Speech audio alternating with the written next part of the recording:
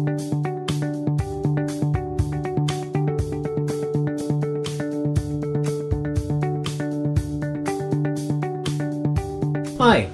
my name's Stephen Hines.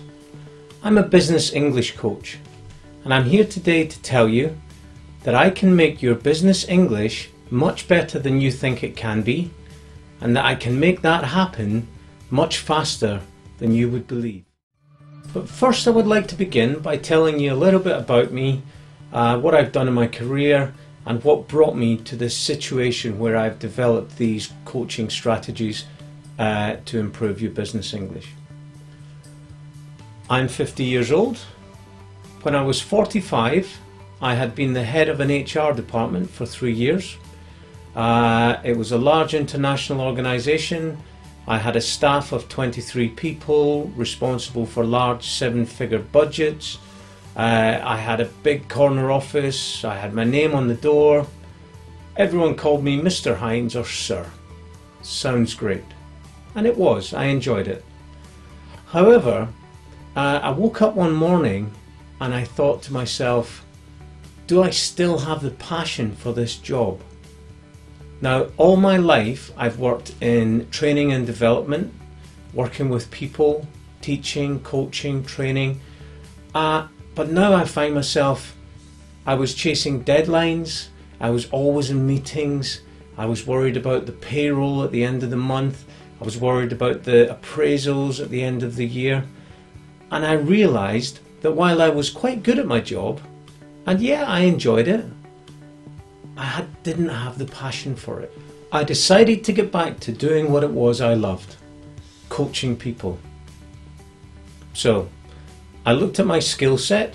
I had 30 years of management and leadership experience in various sectors around the world.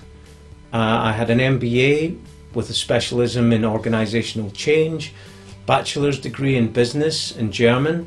I was a qualified teacher. I had experience in human resources, teaching, coaching, training in various different specialisms.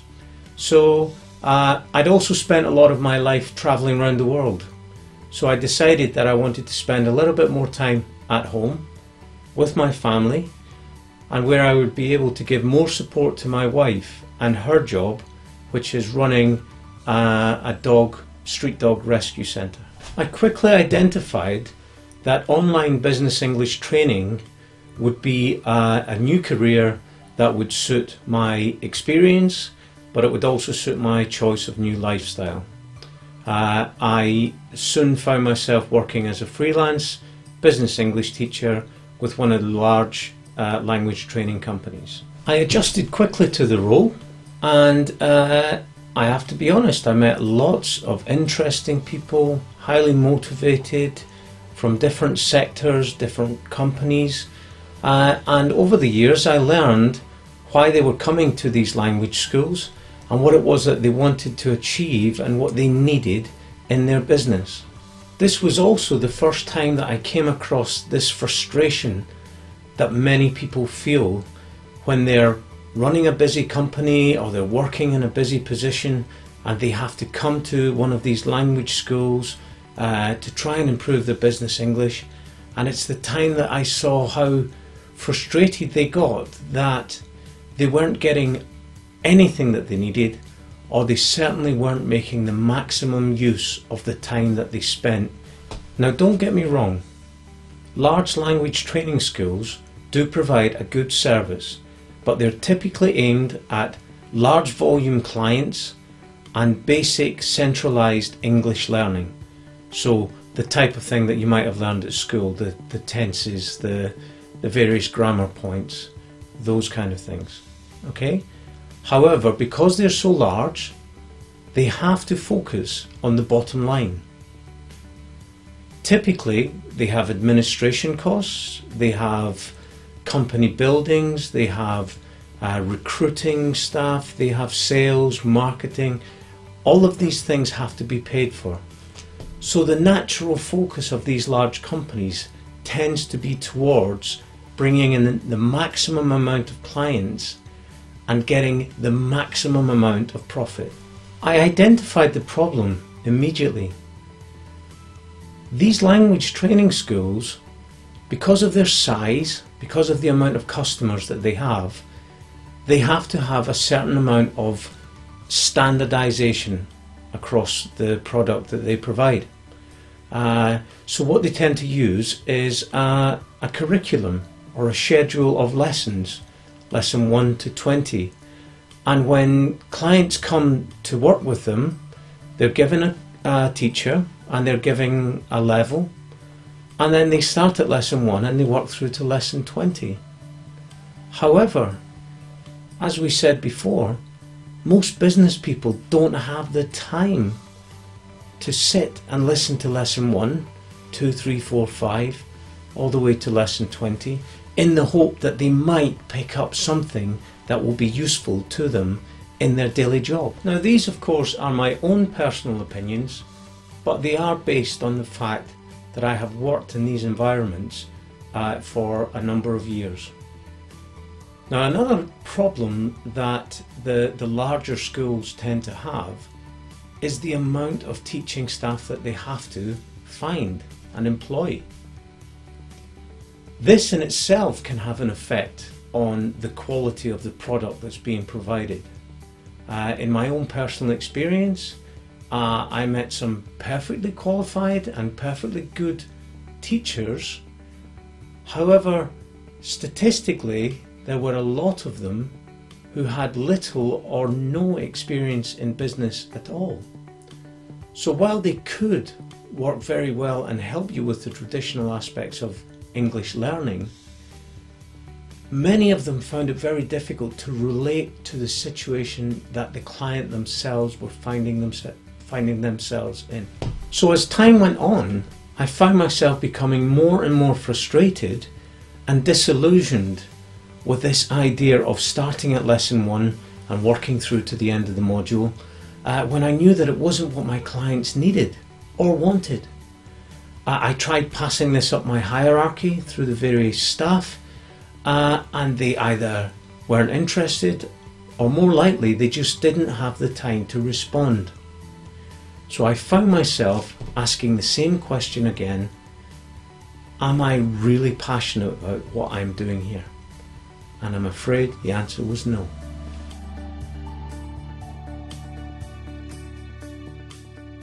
I decided then that the best thing for me to do was to set up my own company and offer the services that I knew that most of the clients needed. Typically, the client I was seeing was highly motivated. They really wanted to do the best they could with their English, but they would arrive either on time and stressed or late and stressed from one busy business experience. They'd spend 1 hour trying to get the maximum use out of our time together before they set off into their next crisis. I knew that I had to design material that could fit into this 1 hour that the client had, that would give them something that was simple and effective, easy to understand, and something that they would be able to use immediately in their working environment. I decided to treat business English like a skill, like any other skill that someone working in business needs. Now, if we take the example of introducing a new IT system into a company, would you send all of your staff to China or Korea and learn how to build that system and then show them every area and every level that that system can develop or produce? No, that would be ridiculously wasteful, expensive, and they simply wouldn't need that information. Why then are employees spending time away from their primary task and spending company money learning about the 13 English tenses? I know English people who don't even know that there are 13 English tenses, let alone are they able to use them. Teaching is essentially just giving out information. I have a curriculum to follow. I've been given the information by my organisation. I pass it on to you and my job is done. Can you imagine if a doctor worked like a teacher? You go into the doctor's surgery and you say, "Doctor, I have a sore back." And the doctor says, "I'm sorry, we're doing feet and ankles today. You need to come back in week 5. That's when we're doing backs." Now, that may sound ridiculous, but that's exactly how traditional language schools are delivering their English teaching. Coaching, on the other hand, is about identifying and responding to a client's specific needs, and then working together with the client to develop strategies that will allow them to perform at their best in a given situation. What I found when I switched from teaching to coaching was that my passion for what I do came back.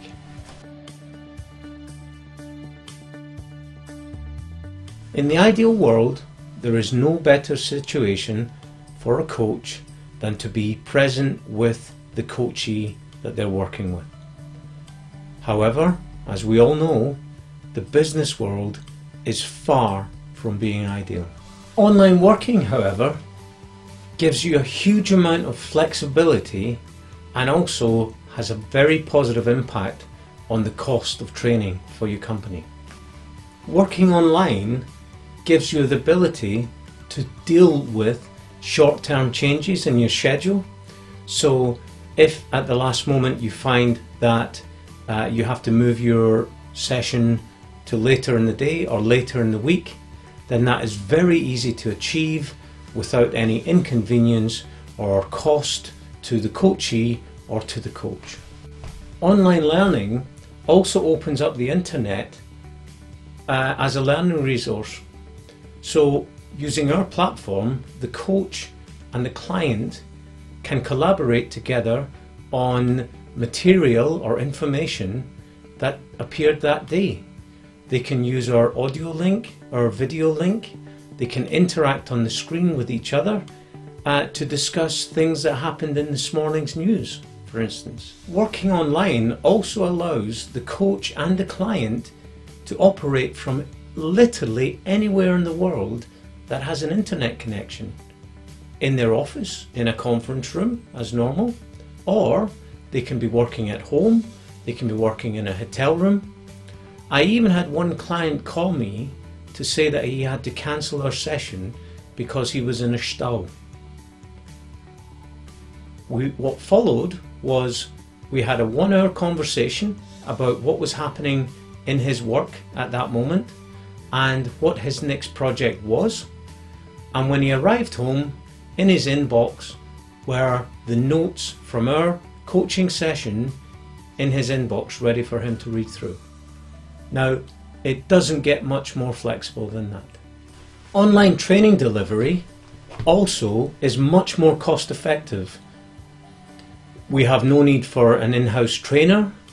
There are no travel costs, no accommodation costs, no missed sessions because of travel difficulties with traffic, etc. People who are taking online training also spend a minimum amount of time away from their primary role. A typical scenario would be the client is working in their office at a pre-arranged time. They click on the link, which allows them to come into our platform. They interact with their coach. They achieve whatever it is they want to achieve for that session. And at the end of the session, they simply close down the web page and they're back at their place of work. Thank you for your time.